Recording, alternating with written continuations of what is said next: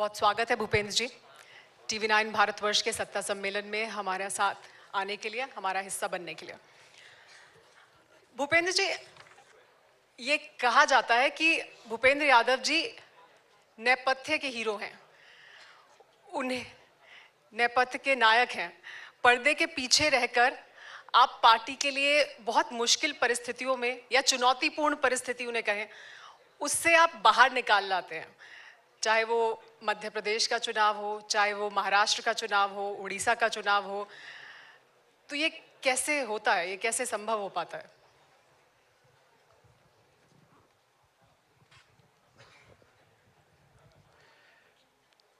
सबसे पहले तो मैं आपको धन्यवाद देता हूं कि आपके चैनल ने मुझे यहाँ पे आमंत्रित किया है।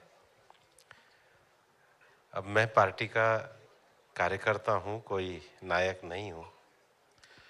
और जो भारतीय जनता पार्टी को चुनाव में सफलता मिलती है,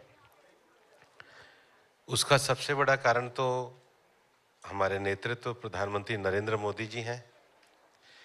उसके साथ ही भारतीय जनता पार्टी ने अपनी पूरी विकास यात्रा में एक कार्यकर्ताओं की, जिसको कहते हैं डेडिकेटेड वर्कर, जो आइडियोलॉजी पे डेडिकेटेड है, उनकी पूरी एक टीम खड़ी करी है।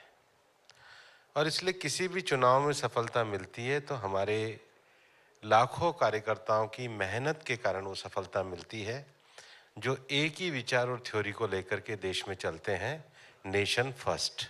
ये उन सब विचार के प्रति प्रतिबद्ध कार्यकर्ताओं की जीत होती है, किसी एक व्यक्ति की नहीं। लेकिन उसमें नेतृत्व की अहम भूमिका होती है। सफलताओं की अगर बात करें तो हाल ही में एक बड़ी सफलता बीजेपी को मिली जब दिल्ली में बीजेपी ने जीत दर्ज की, और उसमें एक अहम मुद्दा था कि किस तरह से ये वायु प्रदूषण हो रहा है या यमुना का प्रदूषण हो रहा है, ये एक अहम मुद्दे थे। अब डबल इंजन की सरकार है, यही वादा किया गया था कि डबल इंजन की सरकार होगी तो जल्दी काम होगा। तो कैसे राहत मिलेगी दिल्ली के लोगों को और कितनी जल्दी? एयर पोल्यूशन को लेकर लगातार हम लोग काम कर रहे हैं। और अगर आप देखेंगे भी कि दिल्ली में पिछले 4 सालों में जो मोस्ट पुअर कैटेगरी के डे होते थे, उनकी संख्या में कमी आई है। यमुना की सफाई भी एक बड़ा मुद्दा था। पिछली बार जो सरकार अपनी एंटी इनकम्बेंसी में गई है, वो काम से ज़्यादा विज्ञापन करती थी। अब जो सरकार है वो सीरियस काम कर रही है। और जो विषय हमने पिछले एक लंबे समय में नेशनल एयर क्वालिटी मिशन को ला करके जो किए हैं, मुझे लगता है कि रेखा गुप्ता जी के नेतृत्व में दिल्ली की सरकार उस पर जिस ईमानदारी से उन्होंने काम करना शुरू किया है, हम इस समस्या को और सुलझाने में सहायक सिद्ध होंगे। तो जल्दी ही वायु प्रदूषण, जल प्रदूषण से दिल्ली वालों को निजात मिलने वाली है। लेकिन जलवायु परिवर्तन एक बड़ी समस्या है दुनिया के लिए भी और भारत के लिए भी। इसमें विकसित देशों को हिस्सेदारी लेनी चाहिए। डोनाल्ड ट्रंप आए हैं, वो अलग रुख रखते हैं, वो कितना चुनौतीपूर्ण है? जलवायु प्रदूषण नहीं, जलवायु परिवर्तन का विषय है। जलवायु परिवर्तन का अर्थ ये है कि जितना कार्बन एमिशन होता है, उसके कारण धरती का तापमान उतना ही ज़्यादा बढ़ेगा। दुनिया भर में जो विकसित देश हैं, जो डेवलप्ड कंट्रीज़ हैं, उन डेवलप्ड कंट्रीज़ को ये जिम्मेदारी है कि उन्होंने एक लंबे समय के अपने डेवलपमेंट के कारण हिस्टोरिकली काफ़ी ज़्यादा कार्बन स्पेस को उन्होंने घेरा भी है। और इसलिए उनकी जिम्मेदारी बनती है कि चूंकि वो कार्बन स्पेस को घेरने के कारण उन्होंने जो डेवलपमेंट हासिल किया है, उसके लिए अपना फाइनेंशियल सपोर्ट डेवलपिंग कंट्रीज़ को दें और टेक्नोलॉजी ट्रांसफ़र करें। अब बाकी सारे विषय जो हैं, ये दुनिया भर की जो बहुपक्षीय वार्ताएं हैं, उनके मुद्दे हैं। दुनिया इस संकट से लड़ाई लड़ रही है। इसमें क्लाइमेट चेंज के कारण टेम्परेचर राइज का इशू भी है, ज़मीन के डेजर्टिफिकेशन का इशू भी है, बायोडायवर्सिटी के लॉस का इशू भी है। और भारत सभी बहुपक्षीय जो वार्ताएं हैं, उसमें समाधान की भूमिका में रहता है। तो हम ये मानते हैं कि हम पार्ट ऑफ सॉल्यूशन रहेंगे, पार्ट ऑफ प्रॉब्लम नहीं रहेंगे। तो दुनिया में जब भी वार्ताएं आएंगी तो भारत निश्चित रूप से जो ग्लोबल साउथ है, उसकी आवाज को भी उठाएगा और इस विषय को आगे बढ़ाएगा। लेकिन आजकल मौसम बहुत अच्छा है, अच्छी हवाएं चल रही हैं, दिल्ली का तो मौसम बहुत खुशगवार है। लेकिन राजस्थान में एक मुद्दा है जो इस वक्त सुर्खियों में है। आप राजस्थान से सांसद हैं, आप वहाँ से राजनीति करते हैं। राणा सांगा पर एक बयान दिया गया जिसको लेकर मध्य प्रदेश, राजस्थान सब जगह विरोध प्रदर्शन हुआ, उत्तर प्रदेश में भी हुआ। आप उस बयान को कैसे देखते हैं? एकदम गलत बयान था, जिन्होंने भी सपा के सांसद ने बयान दिया है। राणा सांगा एक बहुत ही शूरवीर थे। उन्होंने 100 से ज़्यादा लड़ाइयाँ लड़ी और उनकी वीरता का सभी लोग उस वीरता के प्रति नतमस्तक रहते हैं।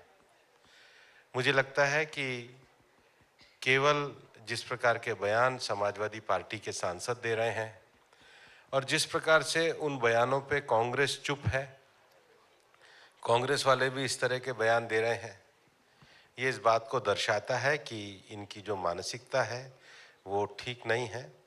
और इतिहास के जितने भी विषय हैं, इस पर जिनके पास इतिहास का ज्ञान नहीं है वो ना बोले तो अच्छा है। हम अपने देश के नायकों का सम्मान करते हैं और उनसे प्रेरणा लेके आगे बढ़ते हैं। ये बयान जो है ये निंदनीय है। आजकल इतिहास, आप कह रहे हैं इतिहास का ज्ञान ना हो तो उस पर बात ना करें, लेकिन आजकल इतिहास की बहुत बात हो रही है और इतिहास में जो पीछे चले गए लोग उनकी बहुत चर्चा हो रही है। बिना ज्ञान के बात हो रही है। हाँ जी, बहुत चर्चा हो रही है। औरंगजेब 300 साल पहले मर गए, लेकिन औरंगजेब मरता क्यों नहीं है? वो बार बार जिंदा हो जाता है। फिर बहुत सारी टीस ऐसी हैं जो लोगों के मन में रहती है। नया हम बनाना चाहते हैं और इसलिए नया बनाने के लिए पुरानी चीज़ों से सबक लेना चाहिए। एक व्यापक दृष्टिकोण सबका होना चाहिए। इतिहास का जो एक लंबे समय से जिस प्रकार से लोगों ने लिखा गया, तो उसके प्रति सबको संवेदनशील होना चाहिए और जिनके पास इसका आधिकारिक वक्तव्य देने का अधिकार है वही वक्तव्य दे तो ज़्यादा ठीक है।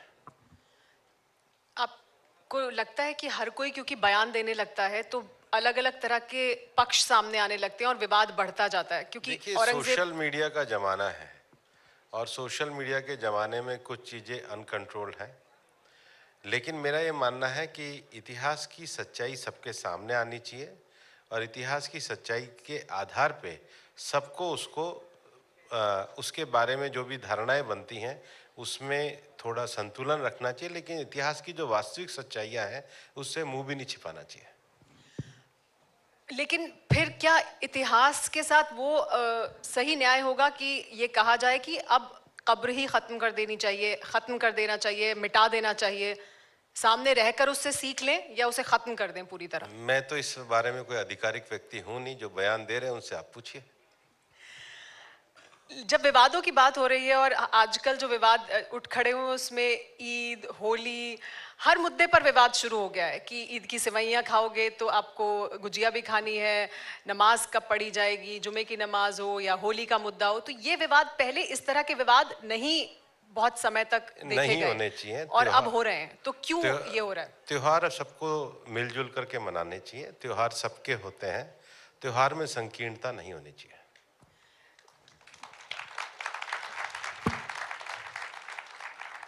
क्योंकि एक तरफ मोदी जी की तरफ से सौगात मोदी दिया जा रहा है, मोदी जी सबका साथ, सबका विकास, सबका विश्वास की बात करते हैं, फिर एक तरफ नहीं हर तरफ से इस तरह के बयान सुनाई देते हैं। तो क्या ये सिर्फ सुर्खियां बटोरने के लिए है, राजनीति साधने के लिए? क्या आपको लगता है? नहीं, एक तरफ से क्यों दिया जा रहा है, चारों तरफ से दिया मैं जा यही रहा कह है। रही हूँ कि हर तरफ से दिए जा रहे हैं और सौगात ही दे रहे हैं। कोई 10 एक साल पक्ष में नहीं है। हम 10 साल में गरीब लोगों के लिए शौचालय दे रहे हैं, हम बिजली दे रहे हैं, गांव-गांव तक चीजें पहुंचा रहे हैं, विकास पहुंचा रहे हैं।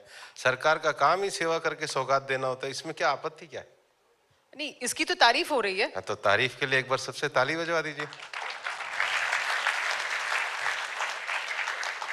बस सबका मन हल्का हो गया। अब इसमें क्या विषय है? ये इतना ही आसान है एक वक्तव्य से आसान कर देना और एक वक्तव्य से विवाद मैं पैदा आपको करना। बता दूं, जीवन आसान ही होता है, कुछ लोग इसको कॉम्प्लिकेटेड कर देते हैं। तो जो कॉम्प्लिकेट करें उनको एक तरफ करो, बाकी तो 99% आसान से ही रहते हैं दुनिया में।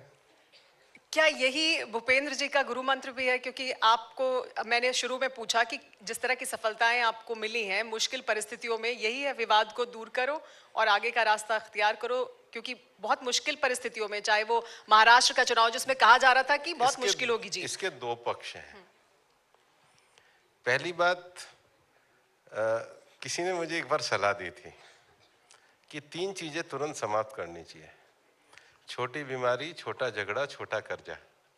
तो विवाद छोटा हो तो समाप्त कर दो, तो विवाद समाप्त हो जाता है। बीमारी छोटी हो, आदमी बीपी की गोली नहीं लेता है, बाद में बाकी के उसके ऑर्गन पे इफेक्ट होता है। तो जितना जल्दी छोटे पे समाप्त कर दो उतना ठीक होता है। पर तो कुछ लोग विवादों में जिंदा रहने के लिए बयान देते हैं। अब मेरे को कभी कभी समझ में नहीं आता है, जैसे आरजेडी पार्टी के नेता हैं। अब हिंदुस्तान में शंकराचार्य जी की सनातनी परंपरा से कुंभ हो रहा है। अब आरजेडी प्रमुख ने कुंभ पे बयान दिया। भाई किस लिए दे रहे हो? कोई पूछने नहीं जा रहा है, कोई बात करने नहीं जा रहा है, कोई क्वेश्चन नहीं। अब मुझे समझ में नहीं आता है, समाजवादी पार्टी जो लोहिया जी थे, मतलब मैं भारतीय जनता पार्टी का कार्यकर्ता हूं, मेरे परिवार में भी लोहियावादी लोग रहे हैं, लोहिया जी को पढ़ा है, मस्तराम कपूर जी का पूरा डॉक्यूमेंट मेरे पास है और मैंने तो शायद सारे वॉल्यूम भी पढ़े हैं। अब उन्होंने तो रामायण मेला भी लगाया था लोहिया जी ने, और संस्कृति की बात भी करी थी। अब जो अपने आप को विरासत की बात करते हैं लोहिया जी की, वो कहते हैं साहब क्या गाय से दुर्गंध आएगी और इत्र से सुगंध आएगी। तो भाई इत्र को गाय के दूध की तरह पियोगे क्या? बताओ, हैं? इत्र को डाल के पियोगे? हर चीज का अपना महत्व होता है। इत्र भी जरूरी है और गाय भी जरूरी है। बैलेंस एटीट्यूड तो ये है, ये भी जरूरी है, वो भी जरूरी है। लेकिन जो बयान देने का जो तरीका है, तो ये तो समाज में विद्वेष बढ़ाने वाली बात है। और इसलिए समाज में विद्वेष ना बढ़े, हर चीज की जरूरत होती है। अब जो ये इस प्रकार के बयान हैं, इनसे आपको प्रश्न पूछने चाहिए, बैलेंसिंग एटीट्यूड होना चाहिए, वही सबसे ज्यादा ठीक है समाज में। अब आपने बिहार का जिक्र कर दिया, आरजेडी का जिक्र किया, उस पर भी एक सवाल है। उस पे सारे सवाल पूछिए, आप जो मन में आए पूछिए, क्या दिक्कत है? पत्रकारों को सवाल पूछना ही चाहिए और नेताओं को जवाब देना ही चाहिए, और नहीं आए तो मना कर देना चाहिए। नहीं, आप हमेशा सब सवालों के जवाब देते हैं और इस बात पर जोर से तालियां होनी चाहिए। पिछली बार बिहार जब चुनाव हुए तो आप वहां के भी प्रभारी थे, अब फिर चुनाव होने वाले हैं इसी साल। इस बार क्या आपको लगता है क्या रणनीति होनी चाहिए बीजेपी की? कुछ खास रणनीति है, कोई खास प्लान है जिस पर काम हो रहा है? मैं 2000 मेरे को सौभाग्य दिया पार्टी ने कि मैं 2015 से लेकर के और 2021 तक मैं लगातार 6 साल बिहार का प्रभारी रहा, और मैं अपने आप को सौभाग्यशाली भी मानता हूं कि मेरे को बिहार जैसे राजनीतिक रूप से जागरूक प्रदेश में एक संगठन का कार्य करने का अवसर मिला। तो मैं बिहार से ज्यादा तो अपने आप को भाग्यशाली मानता हूं कि बिहार की धरती ने मेरे को ये अपने साथ रुकने का और काम करने का अवसर दिया। मेरा ये मानना है कि बिहार में इस समय सीधी सीधी 2 विचारधाराओं की टक्कर है। एक विचारधारा जो बिहार को एक तरीके से भय के दौर में ले जाना चाहती है, बिहार को जातियों में बांटना चाहती है, बिहार में अपने एक तरह के भ्रमों को फैलाकर लड़ाई कराना चाहती है, और दूसरी तरफ भारतीय जनता पार्टी एनडीए के अपने सहयोगियों के साथ बिहार को विकास के पथ पर आगे बढ़ाना चाहती है। और इसलिए हम बिहार को विकास के आगे पथ पे बढ़ाने के लिए एनडीए के अपने साथियों के साथ इस बार चुनाव लड़ेंगे। और अब हमारे संगठन के जो प्रभारी लोग हैं वो काफ़ी अच्छी मेहनत कर रहे हैं। विनोद तावड़े जी हमारे राष्ट्रीय महामंत्री इस समय प्रभारी हैं। अभी माननीय राष्ट्रीय अध्यक्ष जी नड्डा जी ने भी बैठक वगैरह ली, और बिहार में भारतीय जनता पार्टी अपने एनडीए के सहयोगियों के साथ अच्छा चुनाव लड़ेगी। आपने कहा राजनीतिक रूप से बहुत जागरूक है बिहार, तो आपने कोई दिया है कोई स्पेशल आपका फीडबैक जो आपका एक्सपीरियंस रहा बिहार को लेकर, उसको लेकर? बीजेपी में तो काम करने का ऐसा रहता है कि अब जो हमारे संगठन के प्रभारी हैं वहाँ विनोद जी, वहाँ के जो अध्यक्ष हैं डॉक्टर दिलीप जायसवाल जी, हमारे जो दोनों मुख्यमंत्री हैं, वो सब एक टीम के रूप में काम कर रहे हैं। जहाँ जिसके सहयोग की आवश्यकता होती है सब सहयोग करता है। आपने कहा 2 विचारधाराओं की दरअसल लड़ाई है और उसको एक तरफ आप हैं तो दूसरी तरफ दूसरा पक्ष है, लेकिन आरजेडी और बाकी तमाम विपक्ष के जो नेता हैं उनका ये कहना है कि दरअसल लड़ाई अलग है। बीजेपी ये कोशिश कर रही है कि उन्होंने बड़े आरोप लगाए पंडित धीरेन्द्र शास्त्री जब वहां गए उनको लेकर भी, श्री श्री रविशंकर को लेकर भी, और उनका ये कहना है कि बिहार अलग प्रदेश है, यहाँ पर वो नहीं होगा जो बाकी प्रदेशों में हुआ, यहाँ पर धर्म के आधार पर बंटवारा नहीं होगा। तो हम कहाँ पे कर रहे हैं? ये आरोप वो लगा रहे हैं आप पे कि ये कोशिश है आपकी, लेकिन नहीं वो नहीं, या ये हमने होगा तो नहीं बिहार में। देखिए, बीजेपी के किसी भी नेता ने किसी धर्म के बारे में कहा, आरजेडी के नेता ने कुंभ के बारे में कहा, बीजेपी ने तो नहीं कहा। तो कह तो वो रहे और कर भी वही रहे हैं। अभी मैं बिहार में गया था तो बोले कि आरजेडी के रहते हुए बीजेपी नहीं आ सकती। मैंने कहा बीजेपी सत्ता में, वो देख कहाँ पे रहे हैं, हम ही तो सत्ता में है बिहार में, और हम पिछले लगातार लंबे समय से हैं। और जहाँ तक विचारधाराओं की बात है, देखिए हिंदुस्तान की राजनीति में आज भारतीय जनता पार्टी को अपने एक पीढ़ी के लगातार त्याग के बाद आज राजनीति के केंद्र में आने का अवसर मिला है। बीजेपी जो 1950 में जनसंघ की स्थापना के समय में कहती थी, वही आज 2020 के साथ कह रही है।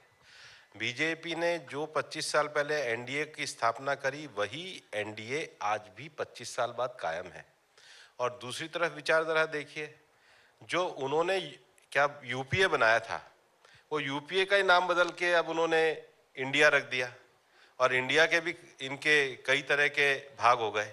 तो जो लोग अपने नाम को भी संभाल के 10 साल नहीं रख सकते, तो विचारधारा की लड़ाई है कि जिनकी साख नहीं है और जो देश को चलाने की साख रखते हैं, जिनकी बार बार विचारधाराएं बदलती हैं, जो अपने सातत्य के साथ काम करते हैं, जो एक दुकान बंद होने के बाद नए साइन बोर्ड के साथ आते हैं, और जो अपने साइन बोर्ड पर ही तीसरी बार भी चुनाव लड़कर जनता का विश्वास लेके आगे बढ़ते हैं, वही बीजेपी की विचारधारा है। और इसलिए दूसरी विचारधारा से इन्हीं मूल्यों पे हमारी लड़ाई है।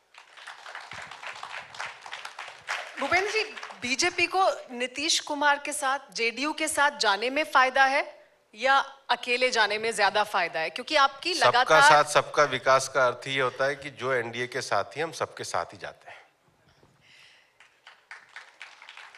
लेकिन बीजेपी का लगातार लोगों के बीच जो वोट प्रतिशत है, जो पहुंच है, वो लगातार बढ़ती रही है। पिछले हर चुनाव में बीजेपी का ग्राफ ऊपर की ओर गया है। तो फिर अब नहीं लगता कि बीजेपी को अपने दम पर अकेले आगे आना चाहिए? क्या वो ज्यादा फायदेमंद होगा रणनीति के लिहाज से बीजेपी के लिए? हम अपने साथियों को साथ लेकर के चलते हैं और साथियों के साथ ही आगे बढ़ेंगे। भूपेंद्र जी का ये भी एक मंत्र है कि वो बताएंगे नहीं हमें। जाहिर सी बात है, आप अपनी रणनीति यहाँ नहीं उजागर बताने की जरूरत नहीं है। देखिए, हमने शिवसेना को नहीं छोड़ा, शिवसेना ने के जो एक ग्रुप गया, लेकिन बाद में जो शिवसैनिक जो मतलब सही तरीके से बाला साहब की विचारधारा में विश्वास रखते थे, वो हमारे साथ थे। हम सबके साथ चले। हमारा जदयू के साथ एक लंबा गठबंधन है। और भारतीय जनता पार्टी, प्रधानमंत्री जी का एकदम, उन्होंने जब दूसरी बार सरकार में आए थे तो उन्होंने कहा था कि नेशनल एम्बिशन और रीजनल एस्पिरेशन को साथ लेकर के चलती है। हमारे बीजेपी के साथ जो भी सहयोगी दल है, बीजेपी गठबंधन धर्म में विश्वास करती है, सबको साथ लेकर के चलते हैं।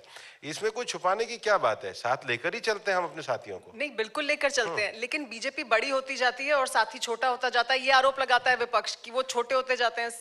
हम दोनों बड़े होते हैं, हम भी बड़े होते हैं और हमारे साथी भी बड़े होते हैं, और हम खुद भी बड़े होते हैं। सबको बड़ा करने के लिए चलते हैं, और हमारे बड़ा करने के पीछे देश को बड़ा करने का भाव है। देश सबसे बड़ा होना चाहिए, ये बीजेपी का भाव है। नीतीश जी जब वापस साथ आए तो उन्होंने कई बार ये बात कही है, हर मंच से कहा है कि नहीं, मैं अब हमेशा के लिए रहने के लिए यहाँ आया हूँ, मैं कहीं नहीं जाने वाला, ये साथ रहेगा। आप ये कह रहे हैं, पीएम भी ये कह चुके हैं, हर जगह से ये बात कही गई है। लेकिन हाल ही में नीतीश जी पर व्यक्तिगत तौर पर बहुत हमले किए जा रहे हैं, उनकी सेहत को लेकर सवाल पूछा जा रहा है, और ये एक मुद्दा बनता जा रहा है बिहार में। क्या आपको लगता है ये मुद्दा बनेगा इस बार के चुनाव में? और ये एक लगातार हमला है जो नीतीश कुमार जी पर हो रहा है, उनकी सेहत को लेकर चिंताएं हैं? देखिए, आरजेडी कुछ भी कर ले, उनकी बात के पे कोई विश्वास नहीं करता है। नीतीश जी बहुत सम्मानीय नेता है और हम उनका पूरा सम्मान करते हैं। विपक्ष की बात हो रही है तो राहुल गांधी जी की भी बात कर लेते हैं। संसद में वो लगातार ये आरोप लगा रहे हैं कि उनको बोलने नहीं दिया जा रहा, विपक्ष की आवाज को दबाया जा रहा है। वो तो 45 मिनट भाषण दिए थे, तो कहाँ किसने रोका था? वो तो ये आरोप लगाते हैं मेरा माइक बंद कर देते हैं। कहाँ माइक बंद करते हैं? माइक बंद करते तो आवाज कैसे आती है? बोलते हैं तभी तो माइक की आवाज आती है, तभी तो पत्रकार सुनते हैं। तो बिना माइक की आवाज की कौन बोलता है? वो बोलते हैं, उनकी बहन बोलती हैं, उनकी पार्टी के लोग बोलते हैं, भाषण देते हैं, और अंदर भी बोलते हैं, बाहर भी बोलते हैं। कौन रोकता है उनको? हाँ, वो बाहर तो आके ये कहते हैं कि अंदर नहीं बोलने दे रहे हैं। लेकिन भूपेंद्र जी, जब हम बिहार की बात कर रहे हैं या बाकी तमाम प्रदेशों की मैंने बात की जिसकी जिम्मेदारी आपको मिली और वो जिम्मेदारी आपने बखूबी निभाई भी और सफलताएं दिलाई, अहम जिम्मेदारियों को निभाते हुए मुश्किल परिस्थितियों में एक सफलता दिलाई पार्टी को, तो प्रदेशों के स्तर पर आपने ये किया है, राष्ट्रीय स्तर पर भी ये जिम्मेदारी मिलेगी तो उसी तरह से आप आगे बढ़ेंगे? नहीं, मेरे को पार्टी ने दी, राष्ट्रीय स्तर पे 11 वर्ष तक राष्ट्रीय मंत्री और महामंत्री बना के रखा। पार्टी तो देखिए, जब आप पार्टी के कार्यकर्ता के भाव में हो तो पार्टी जो जिम्मेदारी देती है आदमी काम करते हैं। मेरा इशारा आप भी समझ रहे थे, लेकिन मैं और साफ करके बोलूं, बीजेपी के अध्यक्ष के तौर पर आपके लिए 2019 में भी बहुत चर्चा हुई, इस बार भी आपके नाम की बहुत चर्चा है। मुझे पता है आप पार्टी के कार्यकर्ता हैं, आप साफ नहीं बोलेंगे, लेकिन जिम्मेदारी मिलेगी तो तैयार हैं उठाने के? नहीं, बीजेपी एक लोकतंत्र की पार्टी है। देखिए, इस समय देश में कोई भी पार्टी लोकतांत्रिक तरीके से चलती है तो भारतीय जनता पार्टी उसके हिसाब से चलती है। हमारे यहाँ पूरा एक प्रोसेस है, उस प्रोसेस के साथ कार्य होता है। बाकी तो पार्टी जिसको जो जिम्मेदारी देती है वो उसी हिसाब से काम करता है, इसमें कोई अनहोनी बात होती ही नहीं है। नहीं तो ये जिम्मेदारी तो आपको भी मिल सकती है ना? ऐसा कुछ है नहीं अभी। लेकिन भूपेंद्र जी, बड़ी चुनौतियां आपके सामने, आपको क्या लगता है अब आने वाले जो चुनाव हैं उसमें क्या है बीजेपी के लिए? देखिए, माननीय प्रधानमंत्री जी के नेतृत्व में देश इस समय विकसित भारत के लिए पूरी तरीके से कार्य कर रहे हैं, और हम सब एक मिशन के सिपाही के रूप में विकसित भारत बनाने के लिए जिसकी जो जिम्मेदारी है उसको लेकर के कार्य कर रहे हैं। बहुत शुक्रिया भूपेंद्र जी हमारे साथ जुड़ने के लिए और टीवी9 भारतवर्ष से खास बातचीत करने के लिए, सत्ता सम्मेलन में आने के लिए आपका बहुत बहुत शुक्रिया। आपका भी बहुत बहुत शुक्रिया और टीवी9 का बहुत बहुत शुक्रिया। Thank you very much. आप मंच पर हमारे साथ रहे, हमारे साथ हमारे गुजरात टीवी9 भारतवर्ष के मैनेजिंग एडिटर कल्पक को मैं बुलाना चाहूंगी। कल्पक जी को मंच पर आमंत्रित करूंगी, वो आपको शॉल देकर आपका सम्मान करेंगे। जी Kalpak ji, can we have the shawl please?